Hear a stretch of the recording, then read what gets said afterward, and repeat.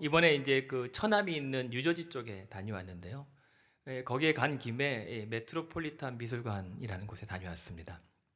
거기 갔더니 이제 기억에 남는 여러 작품 중에 하나가 뭐냐면 반 고흐의 한 켤레의 구두, 신발 그림입니다.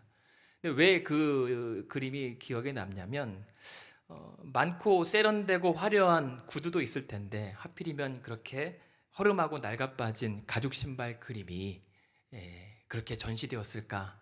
왜 고흐는 그 많은 신발 중에 낡아빠진 신발을 그렸고 왜 그 낡아빠진 그림이 작품과 예술품이 되어서 그러한 큰 미술관에 전시되었겠는가 생각을 해보게 됐어요.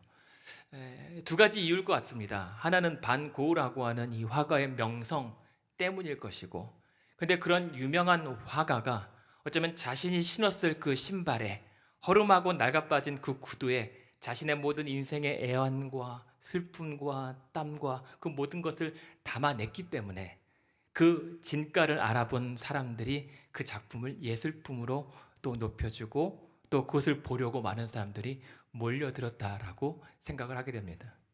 왜 이런 말씀을 드리냐면 진짜 그 작품의 위대함 그리고 예술품의 아름다움은 어디에서 나오는가? 정말 그 많은 그림 중에 화려한 색상과 더 선명하고 더 거창하고 큰 작품들이 있는데 왜 작은 그 작품을 더 귀하게 여기는가라는 생각입니다. 결국 아름다움이라고 하는 것은 화려함에 있지 않고 그 내면에 담겨져 있는 가치로부터 발휘된다라는 생각을 해봅니다. 그래서 실제 이러한 글귀가 있습니다. 실제로는 내가 스스로 아름답다고 하는데 그 아름답다고 하지만 전혀 진실되지 못하고 도리어 거짓되고 악하다면 그것은 아름답지 않은 것이다.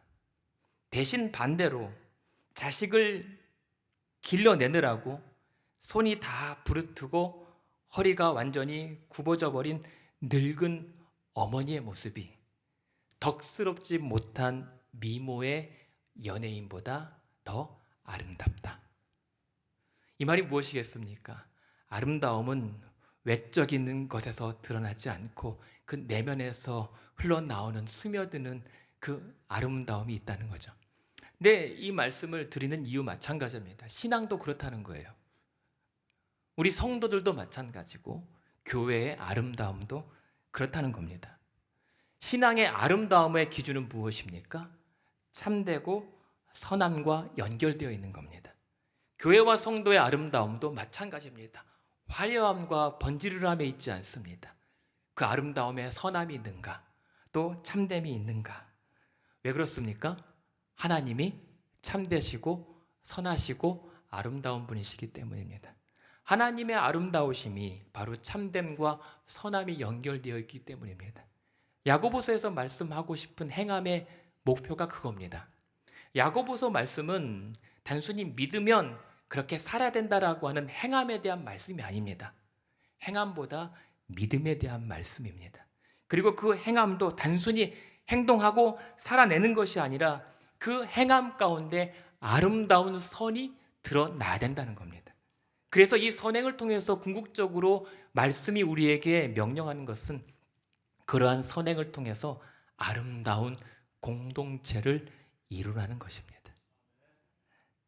겉만 번듯한 교회와 성도와 직분이 아니라 도리어 겉은 초라할지라도 그 속이 참되고 선한 아름다운 교회를 세우기를 부탁하는 말씀이 야고보서의 말씀인 겁니다. 그렇게 우리 하반기 들어서 아름다운 공동체, 그렇게 아름다운 교회 성도가 되기를 주님의 이름으로 축원합니다. 네. 한 주 안 뵀더니 더 아름다워지신 것 같습니다. 그런데 지금 오늘 야고보서 말씀에 보면 13절에 보실까요? 그렇게 너희 중에 지혜와 총명이 있는 자가 누구냐라고 얘기하잖아요. 이 말은 이 말씀입니다. 이러한 주의 몸된 교회를 세우려고 하는 자들, 그래서 이렇게 교회를 세우려고 내가 지혜와 총명이 있다라고 자처하는 자들에게 권면하는 말씀입니다.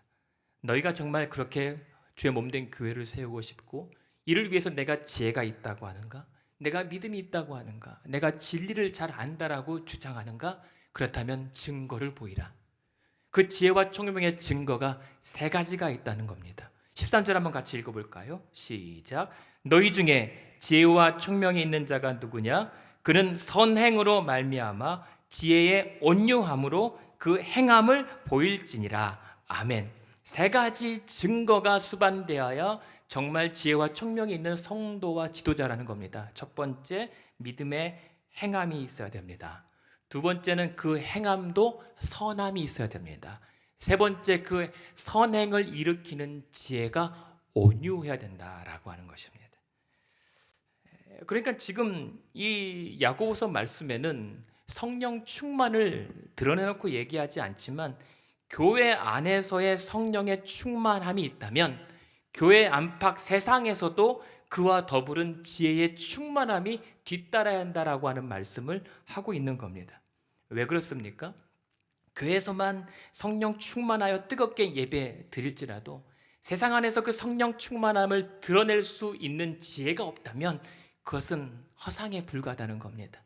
그런데 이 지혜 충만함은 강압적이지 않고 어떻게 해야 되냐면 온유해야 된다는 겁니다.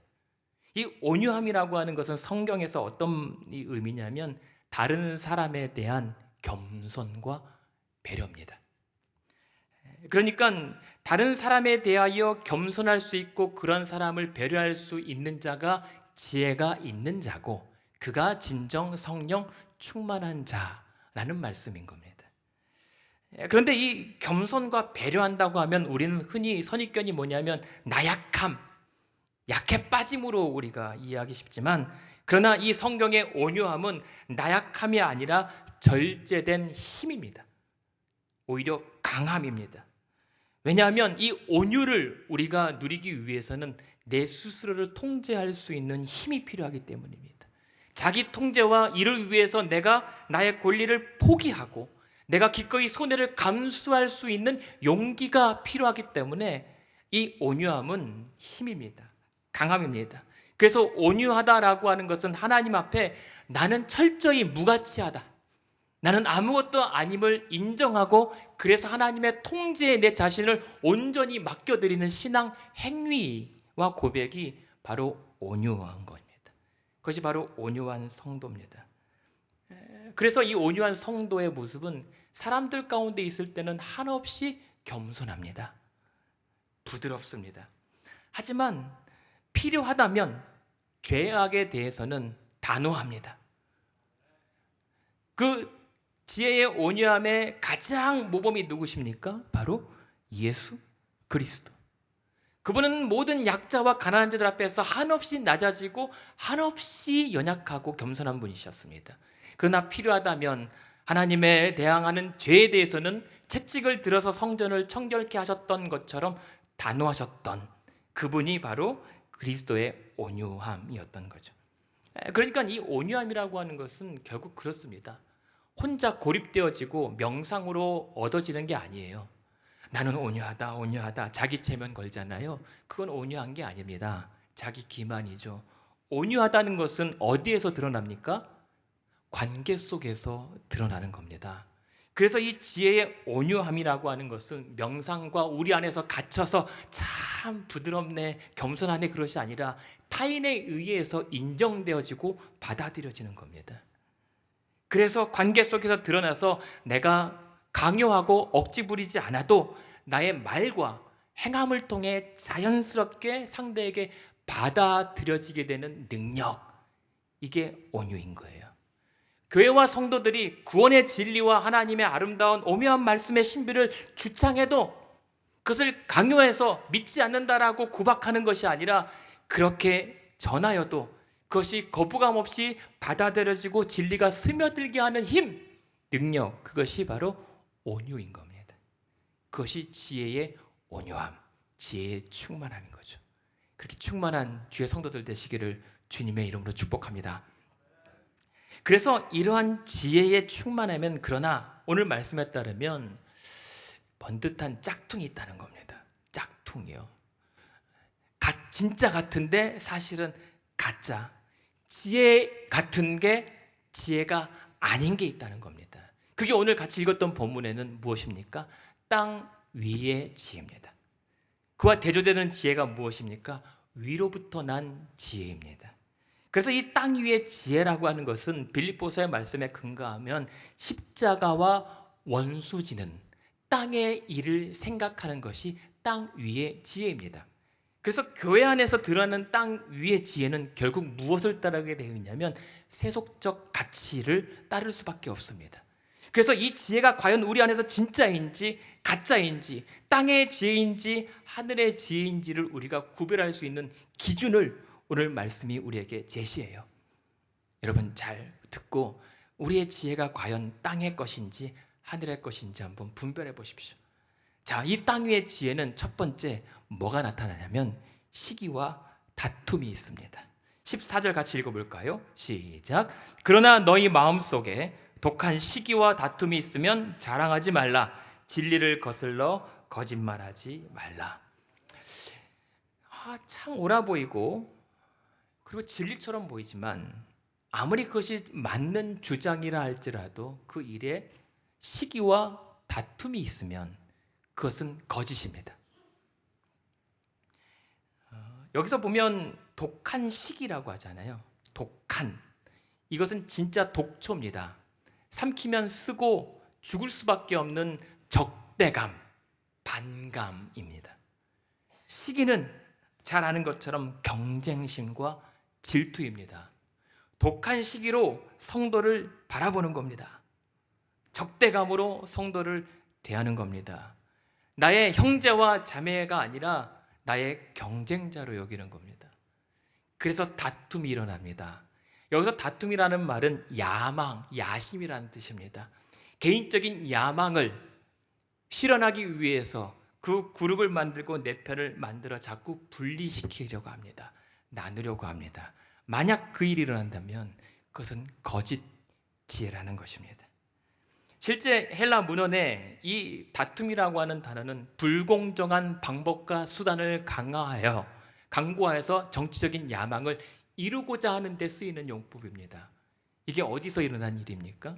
야고보 사도가 보기에는 교회 안에 이러한 일들이 일어나고 있다는 겁니다. 교회가 이런 분위기 속에서 독한 시기와 다툼 속에서 봉사가 일어나고 사역이 일어나고 있는 겁니다. 여러분, 아무리 왕성해 보이고 아무리 효과가 있고 좋아 보여도 그 사역에 시기가 있고 다툼과 분열이 있으면 그것은 땅의 것입니다. 그것은 지혜가 아닙니다. 그냥 혈기일 뿐입니다. 그래서 그 두 번째 땅 위의 지혜는 그래서 이어지는 결과가 무엇이냐면 15절 같이 읽어볼까요? 시작. 이러한 지혜는 위로부터 내려온 것이 아니요 땅 위의 것이요 정욕의 것이요 귀신의 것이니. 이러한 거짓된 지혜는 결국 추구하는 것이 정욕적이고 마귀적인 것입니다. 이 말은 무슨 말씀입니까? 부패한 죄의 본성에 따르는 것이고 그 일들과 지혜는 사단이 원하는 일일 뿐입니다. 여러분, 사단이 오늘 우리에게 뭘 원하고 기대할까요? 성도와 교회가 몰락하는 겁니다. 다 같이 망하는 겁니다. 어떤 방법을 통해서요? 사단이 우리 성도들과 교회를 무너뜨리기 위해서는 고난과 핍박과 어려움도 주지만 오히려 어떤 방법을 동원해서라도 무너지기만 한다면 번연과 칭찬과 존경까지도 동반할 수 있습니다. 그게 사단의 능력이에요. 사단이 못하는 게 뭐죠? 무에서 유를 창조하는 것. 그것은 하나님만 할 수 있습니다. 단 사단이 잘하는 건 뭐죠? 유에서 유를 왜곡하는 것. 작은 죄의 틈을 비집고 들어서 크게 과장하고 왜곡시키는 것을 잘합니다. 그것이 바로 사단이 교회와 오늘 우리에게 원하는 일입니다. 무엇을 통해서요? 거짓 지혜를 통해서. 진리인 것을 가장해서 말입니다. 실제 요한계시록의 라오디게아 교회가 하나님의 칭찬을 받을 것 같은데 책망받아요.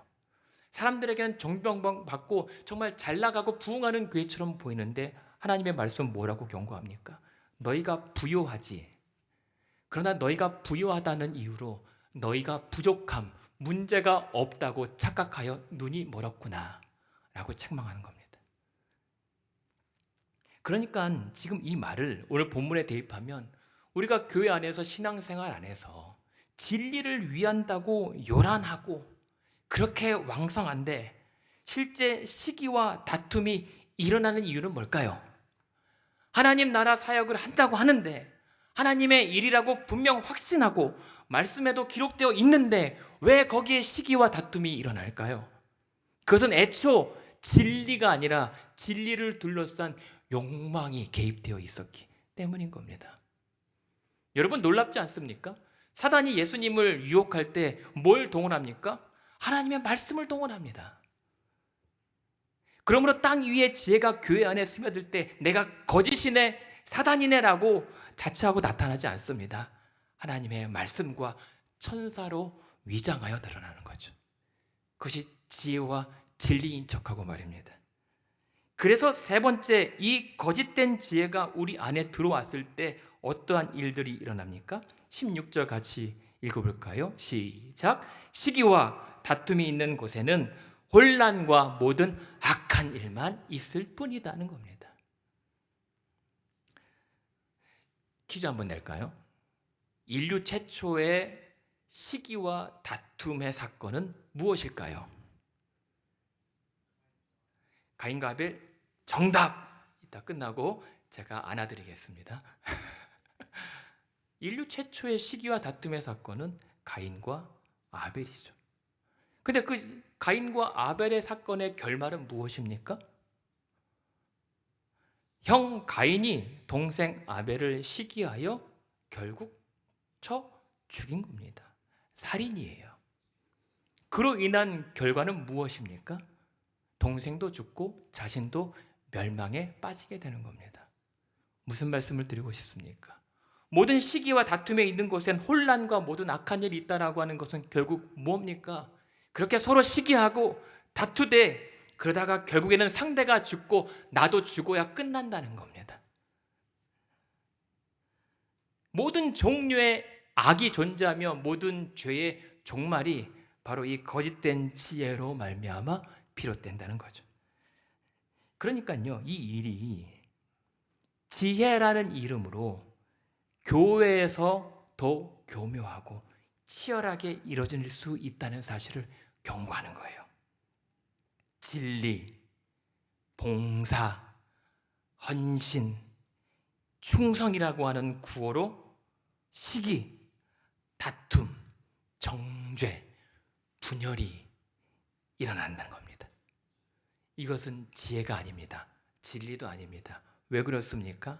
우리 하나님은 무질서의 하나님이 아니라 화평과 질서의 하나님이시기 때문입니다. 그래서 분열, 내가 교회를 위해서 이 진리를 위해서 분열도 서슴지 않는다면, 다툼도 마다하지 않는다면 그것은 진리도, 이를 위해서 내가 목숨 한 번 다 바치겠다라고 하는 것은 순교도 아닙니다. 그냥 죄일 뿐입니다. 그래서 여러분, 우리 잘 아는 것처럼 분열과 다툼을 통해서 진리를 탈취해서도 안 됩니다. 이 땅 위의 지혜로는 하늘의 진리를 쟁취할 수도 없습니다. 대신 한 가지 방법은 이러한 거짓된 땅의 지혜를 과감히 버리고 오직 위로부터 난 지혜를 구하여 얻는 겁니다. 그렇다면 오늘 말씀은 그 위로부터 난 지혜가 무엇인가 8가지 특징으로 우리에게 설명해 줘요. 17절 같이 읽어보겠습니다. 시작.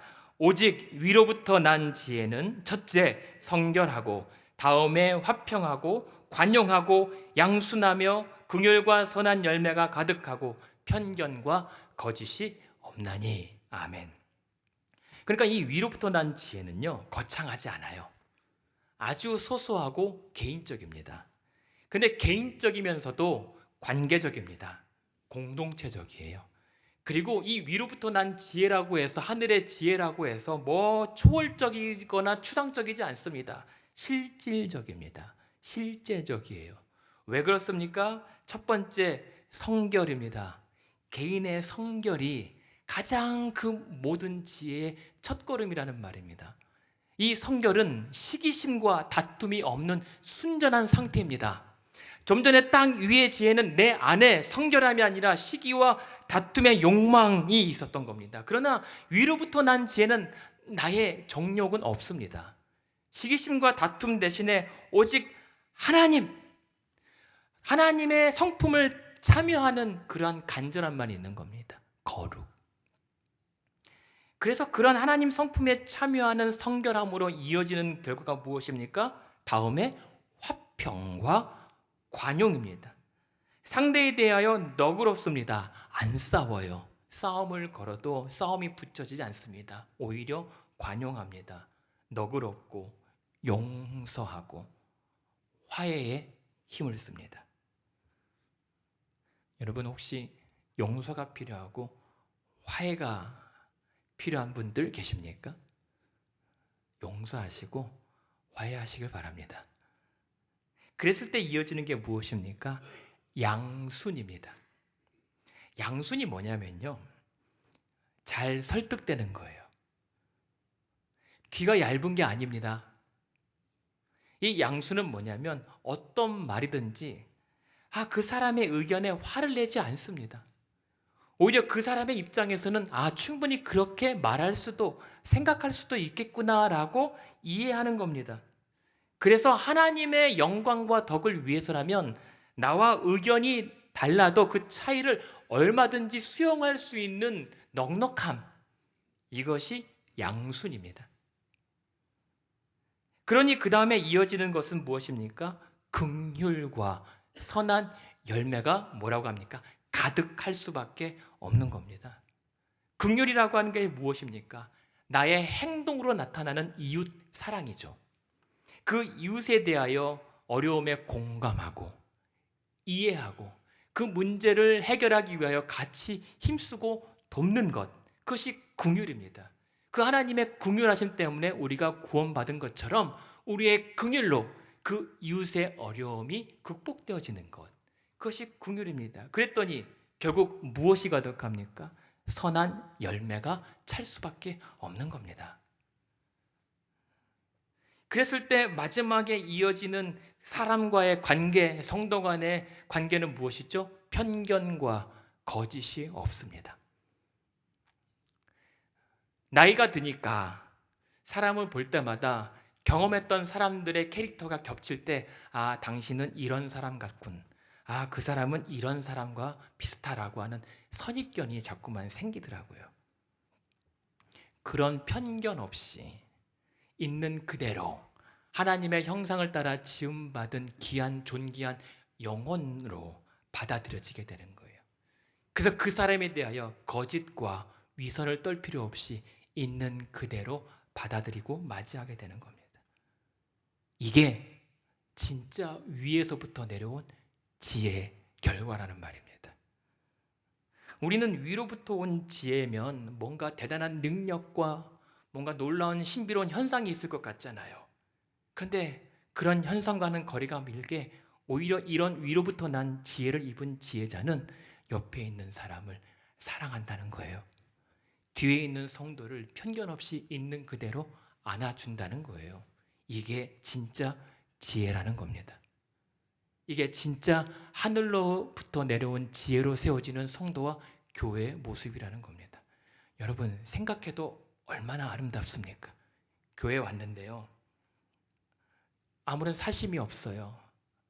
그냥 화평하고 나를 관용하고 내 이야기에 귀를 기울여주고 다 들어줬더니 돌아서서는 에이 근데 그거 아니야 라고 다른 얘기가 하는 것이 아니라 그 사람의 입장을 충분히 공감해 줄 수 있는 그런 편견 없는 공동체와 성도의 만남, 얼마나 아름답습니까? 그것이 바로 하나님 나라의 모형이라는 거예요. 그래서 교회가, 그래서 이러한 말씀에 근거하면 결국 예수님께서 어떤 말씀을 하셨죠? 마태복음에서 그가 참된 선지자인지 거짓된 선지자인지 알려면 무엇으로요? 능력과 치유와 기적이요? 아니죠. 열매로 그들을 알리라고 말씀하십니다. 왜냐하면 능력과 기적과 사람을 일으키는 그 놀라운 일들은 사단도 할 수 있기 때문입니다. 말세가 되면 그러한 일들이 더 많아질 거라고, 그래서 성도와 교회를 미혹할 거라고 오히려 경고하십니다. 그래서 오늘날도 마찬가지로 참된 교회와 성도를 분별할 수 있는 한 가지 기준이 있다면 무엇입니까? 열매입니다. 그래서 어떤 열매로 우리가 참된 교회인지를 구분할 수 있죠? 18절 같이 읽어보겠습니다. 시작. 화평하게 하는 자들은 화평으로 심어 의의 열매를 거두느니라. 아멘. 의의 열매를 맺느냐 아니냐, 그 열매가 있다면 참된 교회와 성도, 그리고 위로부터 지혜로 세워진 믿음이라는 것입니다. 근데 의의 열매가 뭘까요? 의는요, 하나님을 기쁘시게 할 수 있는 행동과 결단입니다. 그러니까 의의 열매를 맺는 교회와 성도라고 하는 것은 단순합니다. 명확합니다.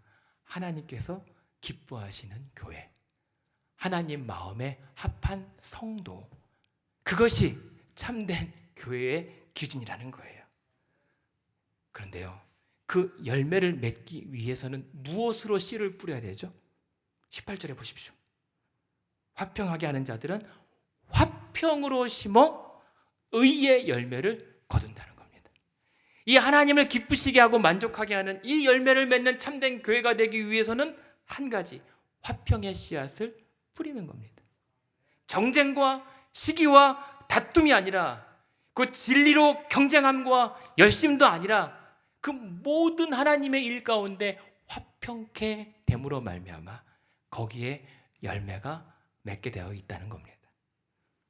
화평케 하는 자는 복이 있나니, 왜요? 그제야 비로소 하나님의 아들이라 일컬음을 받게 되기 때문입니다. 무슨 말씀입니까? 오늘 교동문에도 나와 있습니다.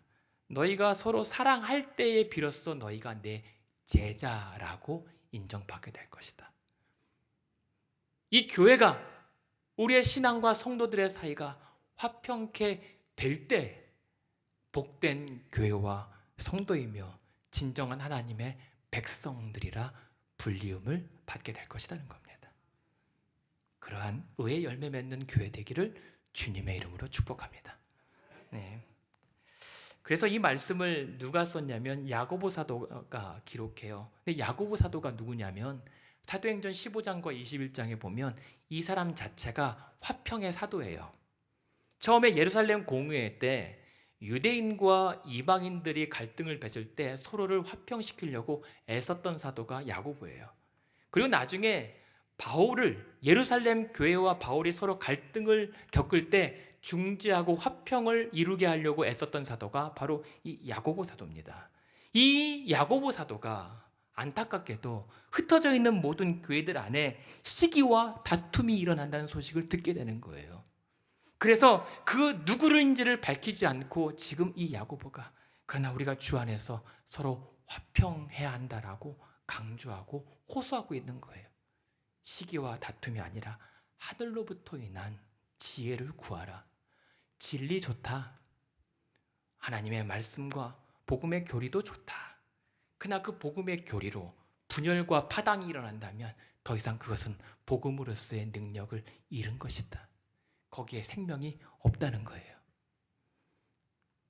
그래서 이 야고보는 바울이 이 교회가 어느 기초 위에 세워져야 되는가, 교회의 기초를 강조하는 것에 집중했다면 야고보 사도는 그 복음의 기초 위에 세워진 교회의 세속화를 경계시키고 있는 겁니다.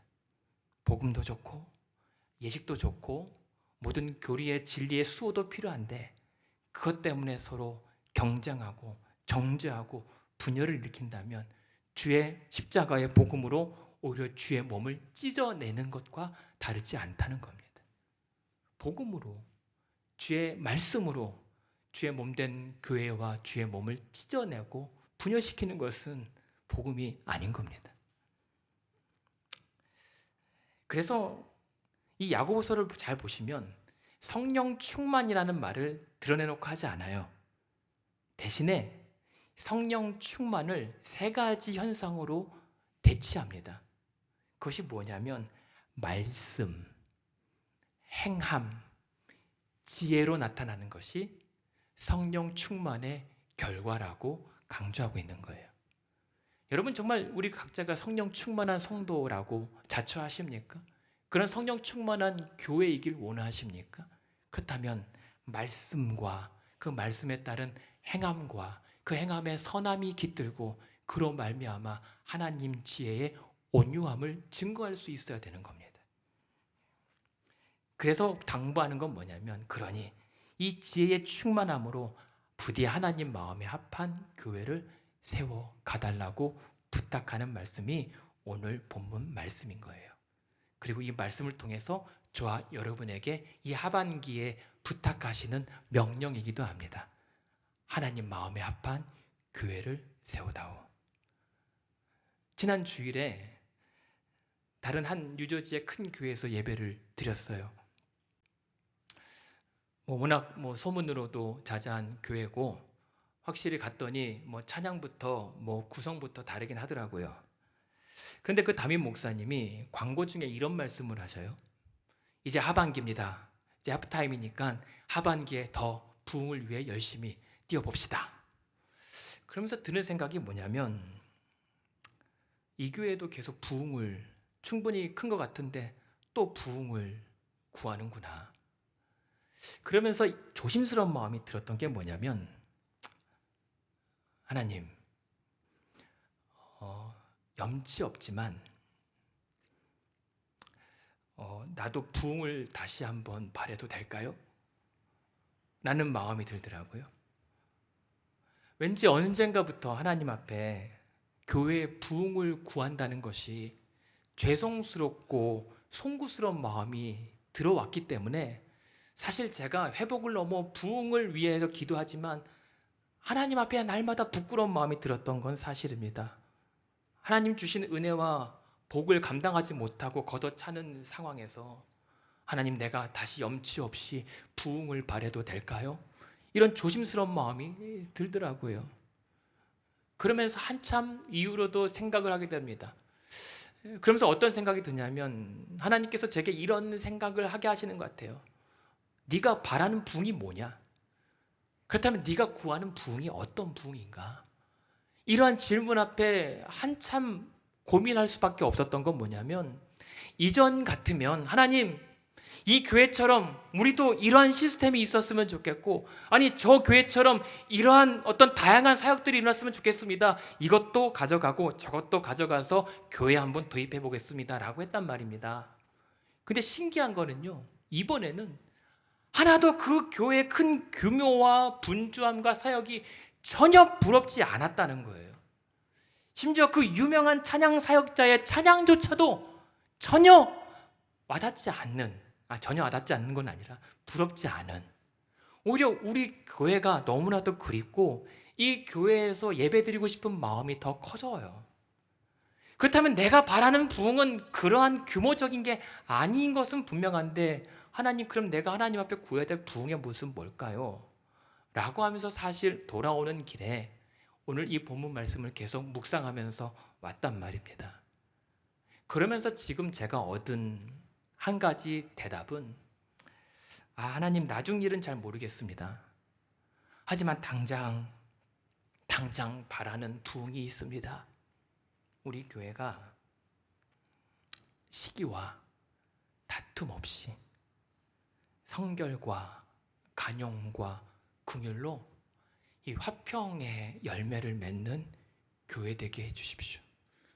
저는 그게 당장 내가 원하는 부흥인 것 같습니다. 그것이 하나님 마음에 합당한 우리 교회의 참된 부흥의 모습이라고 저는 믿었습니다. 그리고 오늘 그 말씀을 오늘 여러분 앞에 같이 나눕니다.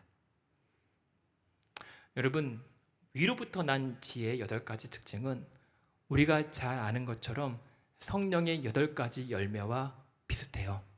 성령의 8가지 열매가 무엇입니까? 사랑, 희락, 화평, 오래 참음, 자비, 양선, 충성, 온유, 절제 같은 거예요.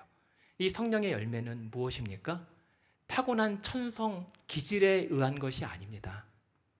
원래 조용하고 원래 활발하는 그런 성격과 천성에 대한 것이 아니라 누구든지 그 성령의 은혜로 말미암아 겪게 되는 변화와 열매인 겁니다. 하나님의 은혜와 성령의 결과로 맞는 변화인 거죠. 마찬가지입니다. 이 위로부터 난 지혜 역시 마찬가지입니다. 우리가 성결하려고, 화평하려고, 관용하려고, 양순하려고, 긍휼하려고, 선한 열매를 맺고 편견과 거짓이 없으려면 우리의 기질이 아니라 마찬가지로 하나님의 성령의 부으심과 주의 은혜와 십자가의 사랑을 회복할 때 겪게 되는 변화의 열매라는 것입니다. 그래서 말씀하는 거예요. 야고보 사도가 외치는 겁니다. 교회 안에 교회를 세우겠다라고, 지혜와 총명이 있다고 자처하는 자들아, 너희가 진리를 명분으로 교회를 세운다는 이유로 거친 말과 다툼과 분열을 서슴지 않는 주의 성도들아, 교회들아, 그것이 아니라 지금 우리가 해야 될 일은 하나님의 사랑과 은혜를 회복하는 것이다. 그것이 부흥이라는 겁니다. 여러분, 오늘 우리는 하나님의 많은 사역과 기적과 능력도 필요하지만 먼저 우리 안에 비어진 믿음의 창고 안에 하나님의 사랑과 은혜와 성령으로 다시 채워져야 합니다. 그래서 결론은 무엇이냐면, 야고보서를 보면 계속 이 야고보 사도가 계속해서 성도와 교회와 이 믿음의 일들을 자꾸만 나무와 열매를 가꾸는 원예에 비유해요. 가꿔야 되는 겁니다. 마침 내 정원의 주인이라고 하는 짧은 책이 있어요. 그 책에 나오는 주인공은 정원사입니다. 이 정원사에게는 자기 것이라고 의심하지 않았던 큰 정원, 그래서 평생 수고하며 내 마음대로 일구었던 아름다운 정원이 있습니다. 그런데요, 그 큰 정원이 하루아침에 쑥대밭이 돼서 망해버려요. 낙담과 실패와 좌절로 인생이 망가져 버립니다. 그러던 중에 내가 원래 이 정원의 주인이라고 주장하는 사람이 나타나요. 황당하잖아요. 내가 주인인 줄 아는데 진짜 이 정원의 주인이 나타난 겁니다.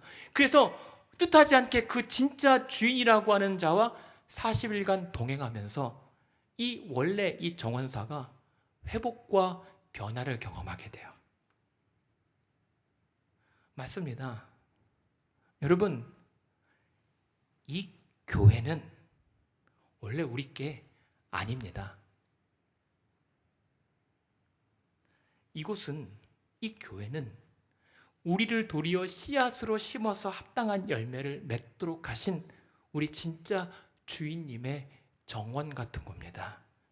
그게 교회예요. 그래서 그 열매가 더디어도 괜찮아요. 왜냐하면 열매를 맺게 하시는 이는 주인님이시기 때문입니다.